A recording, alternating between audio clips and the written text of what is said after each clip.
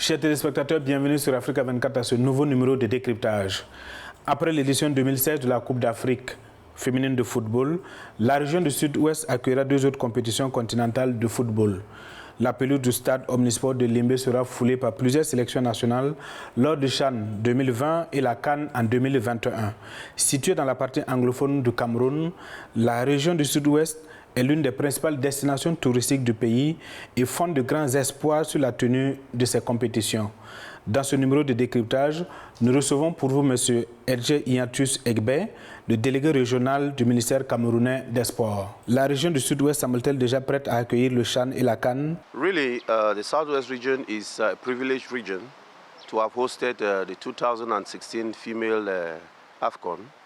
And that gave us the privilege to have our playgrounds ready. So we don't have a worry as to the future competitions coming. We have an ultra-modern stadium in Gemé and 5 training grounds. I think this is enough to say that we are ready to host as a pool. Est-ce que vous parvenez à sentir l'enthousiasme des populations de la région à l'approche de ces deux grandes compétitions?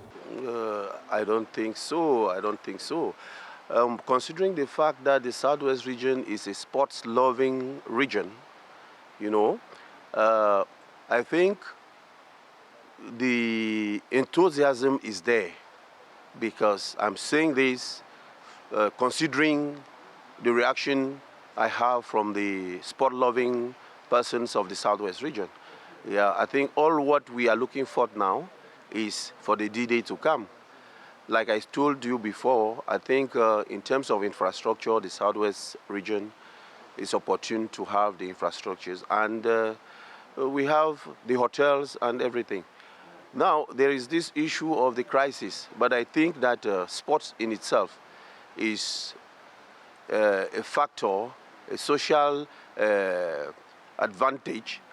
People want to amuse themselves, and I think when the Jamboree kickstart, it will just give the Southwest region an opportunity for its people to enjoy themselves through sports. Pensez-vous que ces infrastructures sportives pourront redorer le blason du football régional qui semble avoir perdu de son éclat? It is our wish, Mr. Journalist. I think for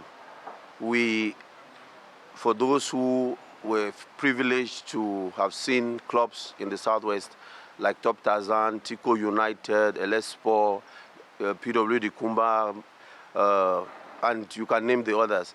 You know, the Southwest has also always had very good footballers, very good teams, you know. But it is true, like you have said, that of recent times, the situation is not the same, you know. But I think with the advent of these playgrounds that we have today, it galvanizes the young people to be more interested in the game.